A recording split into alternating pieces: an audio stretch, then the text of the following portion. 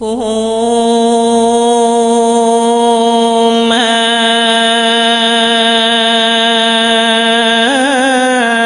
ราบาลกา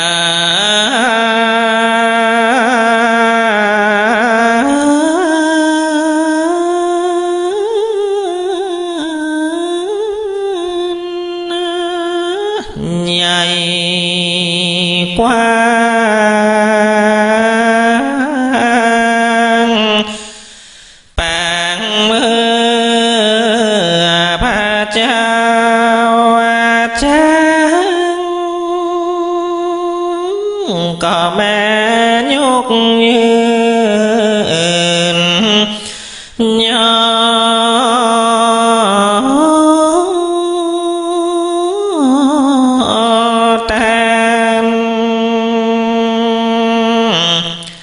แผ่นดินแดนนาก็พอไหววันก็ฟ้าก็แม่รวนลงสนั่น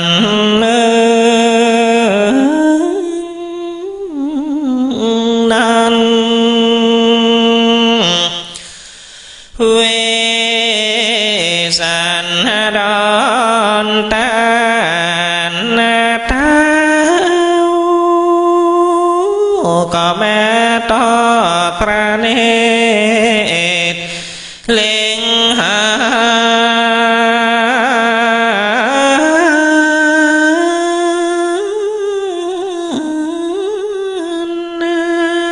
สัพพัญญูตานญาณอันเลิศแล้วก็แม่กำเอาแขนสองลูกแก้วหยาดน้ำมาแล้วต่อเต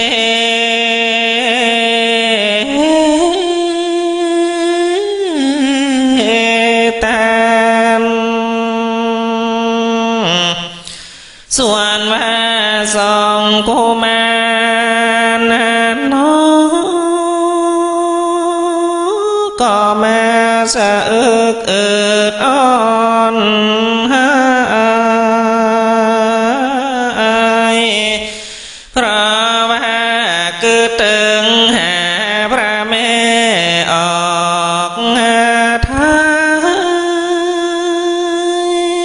ยที่ยังอยู่ป่าไม้ไปตา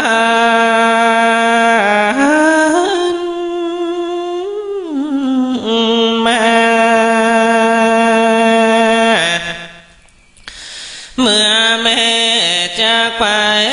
ป่าไม้แม่ก็แม่สั่งไว้ว่าอย่าได้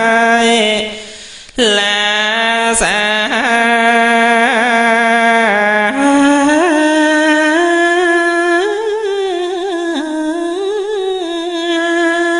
อย่าได้ใกล้กา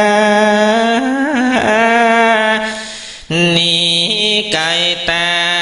จากห้องขอสองพระพี่น้องอยู่กับพ่อพญา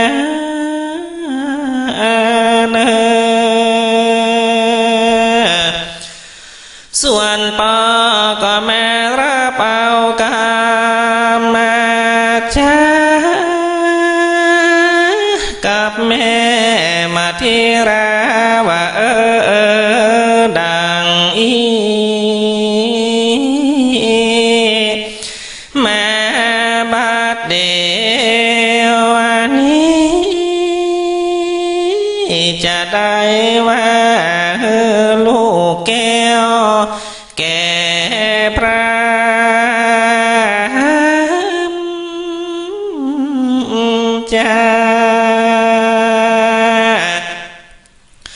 ส่วนว่าพาเปตาผ่านแพ้การแม่มาที่มาลอดแล้วขอพระพ่อแก้วจุงก้อยบอกกันงามแม่อย่ามีความโศกเศร้าขอ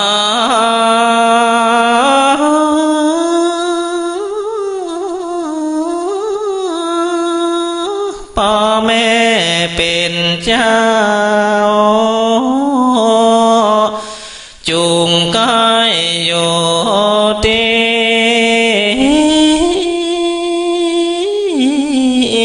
ข้าว่าก้อยอยู่ก่อนเตอเนอป่าไม้ด่านดงนา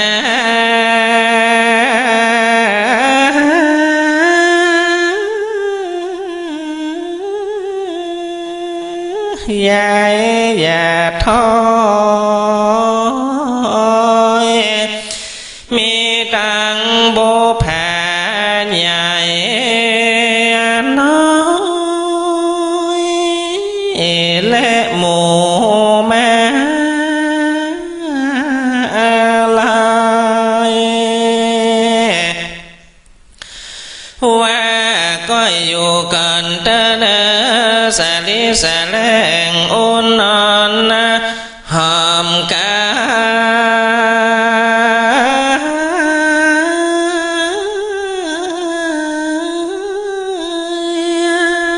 สุรปีใหญ่ไข่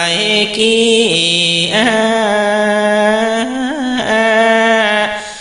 ตั้งดอกตะเหิ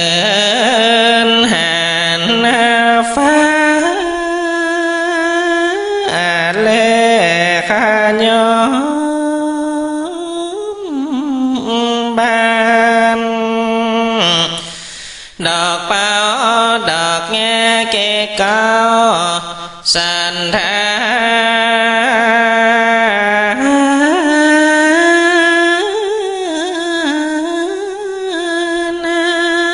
ดอกระกีบานแบ่งซอยมีตังจุมปีจุมปากับมันย้อยก็แม่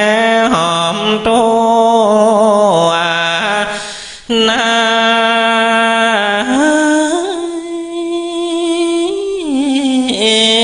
ดงมีตังเอิงจางงานนาและเอื้องคำมากาโล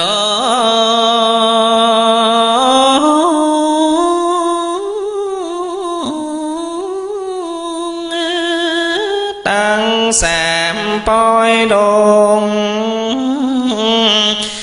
เลแสมปอยบ้านตั้งเอื้องแห่งแก้งฟ้า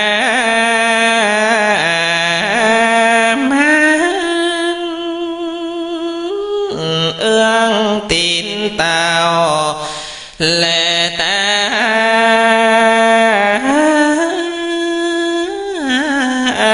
ควายมีตังเอื้องตกโตลายฟ้ามุยหลวงมุยน้อยมากปวงหลวงลา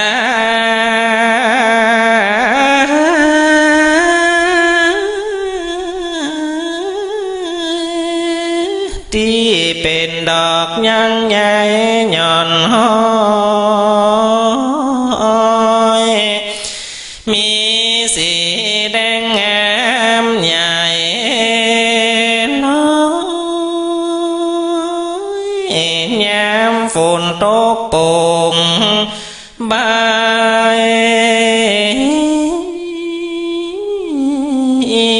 ยาวมีตังเอื้องมอนไข่พร้อมจ้างดำจ้างแดง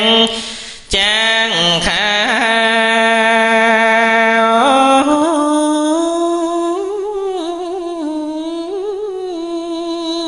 อันมีกาบสว่างใบยาวตังเอื้องแสและเอื้องเพิงอันติดกิ่งละไม้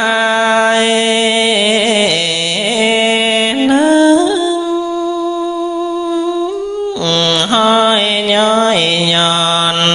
ลงมาว่าก็อยู่ก่อนเตอเนอหมู่ปักสีปักษา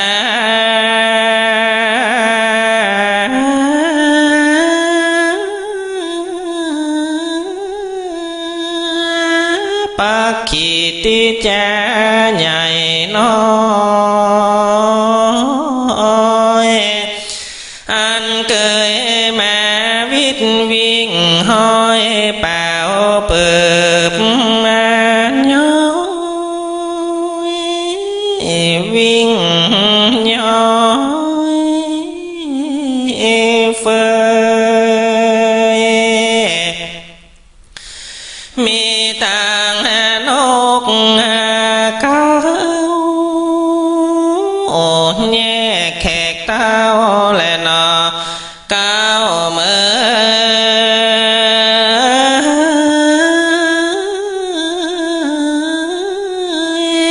อมีต่างนกป่อเฮยเท่าเอาจุต้นอันเกยมาแกงร้องสามาสนเมื่อใบไม้หล่นลมจอยเรียกวันโมโตนาไม้ยามเมื่อหล่นใบซอยซ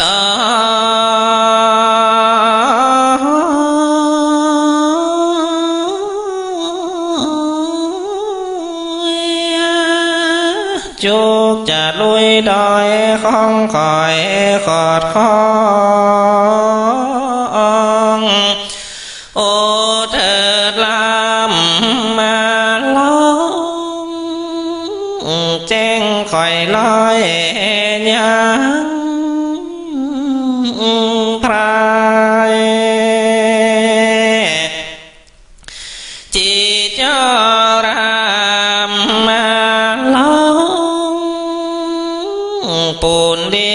สุขต้องมังใจ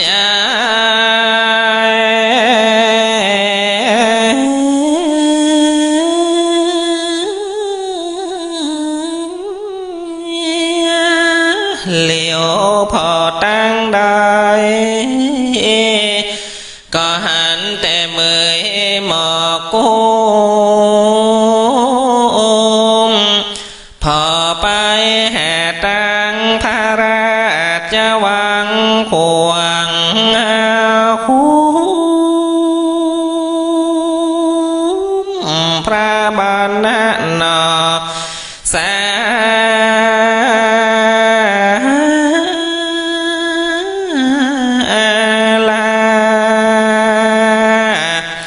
สุริยะก็ลงไปแล้วอาวาสแก้วแม่ก็อยู่ไกลตา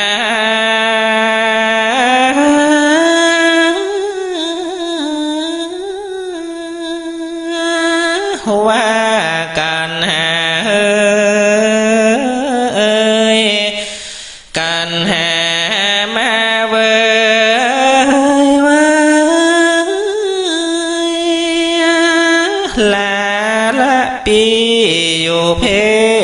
ทาเจ้าข้ามก็ข้ามมานี่แล้วกวนจะดีงี้ประเดีน่าลับนอนฝูงโมอาลินก็บินแล่นแม่ต่อ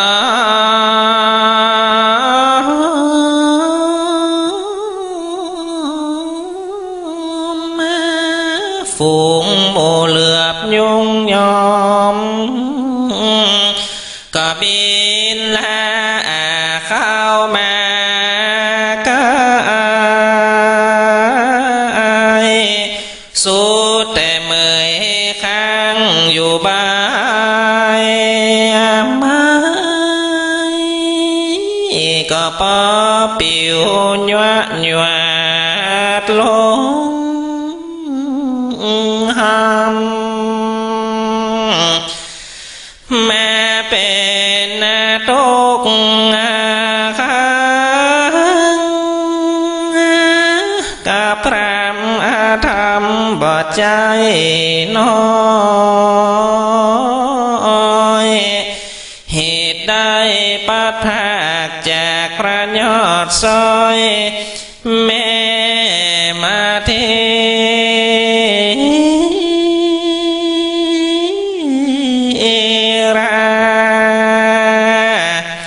สองพระปีน้องก็แม่เนตรน้องแนมตา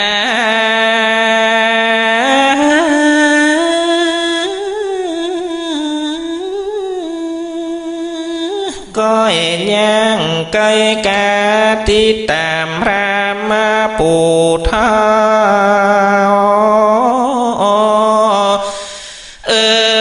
สั่งแล้วเล่าติดตามปูพระ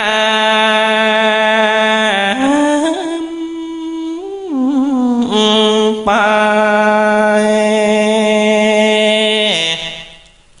วันนั้นแล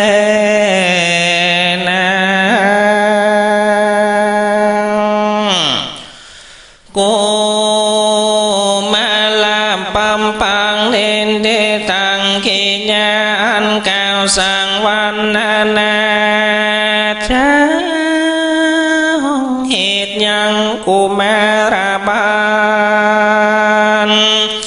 อันผาดำผาดาไปโดยกาถาว่าได้ร้อยหนึ่งกาถานิติตาก็บังกมสมเรศเด